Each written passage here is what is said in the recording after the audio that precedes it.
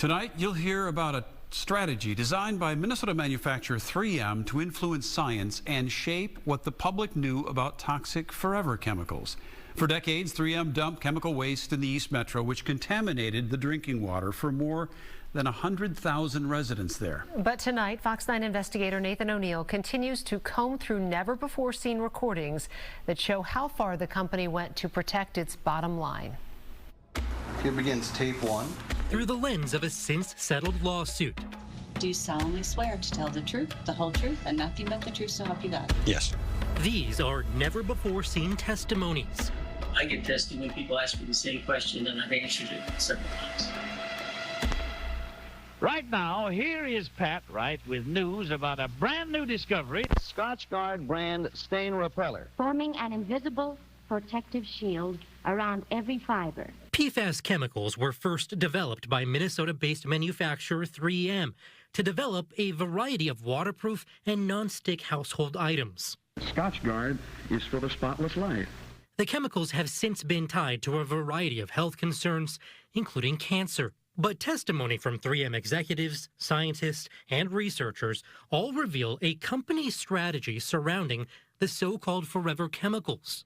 This is about owning the science, being the most knowledgeable in the science. The video recordings obtained by the Fox 9 investigators are part of an $850 million environmental lawsuit against 3M, which settled in 2018. They created a whole effort called Commanding the Science. Lori Swanson was Minnesota's Attorney General at the time.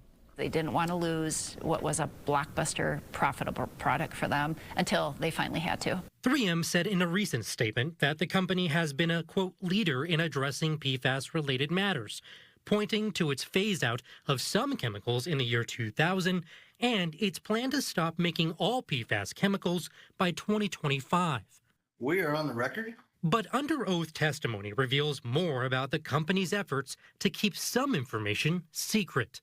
I believe at the time most documents relating to the issue were marked attorney-client privilege. One of those documents laid out 3M's strategy to command the science surrounding forever chemicals, including a plan for publishing scientific research. Well, we have a body of science that we have led and developed since probably the 1970s. They were going to commandeer the science and influence the science, so they still wouldn't be held accountable in litigation or court actions. Then you characterize that as a defensive barrier to litigation, didn't you, sir? Objection form. I might have. I don't recall specifically. But Hours and hours of testimony reveal the state's concern over one particular scientist. Do you recall someone named John Giese? Yes. Who was Dr. Giese? He was a consultant for 3M. Very no idea. I have no idea. Dr. Giese was a professor in Canada and at Michigan State University. He was also paid to conduct research for 3M. You don't know if it was 500,000 to $1 million, or maybe $2 million. You just have no idea. My wife does all the business things. I really don't have any idea. This document, reviewed by the Fox 9 investigators, details every payment made by 3M for Giese's work, totaling nearly $1.7 million. As it turned out, he wrote many, many articles on PFCs, right? Yes. And virtually all of them were funded by 3M, right? Check the form. I don't know all of them, but a lot of them. Court records show Dr. Giese routinely sent confidential manuscripts of PFAS research to 3M. You didn't think there was anything ethically improper about sending a copy of a manuscript in your review and your basis for rejecting it to 3M? Obviously, I didn't. At one point, this professor sent another email to 3M saying, I would advise you to try to keep bad studies out of the literature because they can be hard to refute before a judge. Why would Dr. Giese send you, if you know, draft articles that he rejected in his role as the editor of a journal? I don't know why he would do that.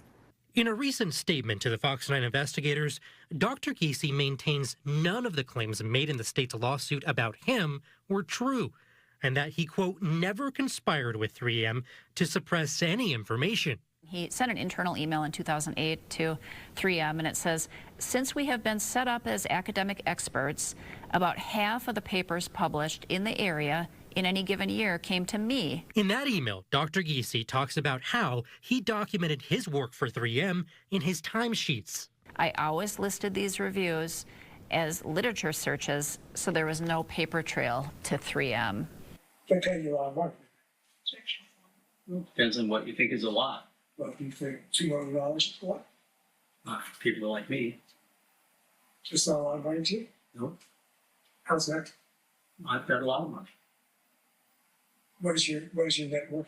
probably 20 million. And how have you accumulated a net worth of $20 million as an academic researcher?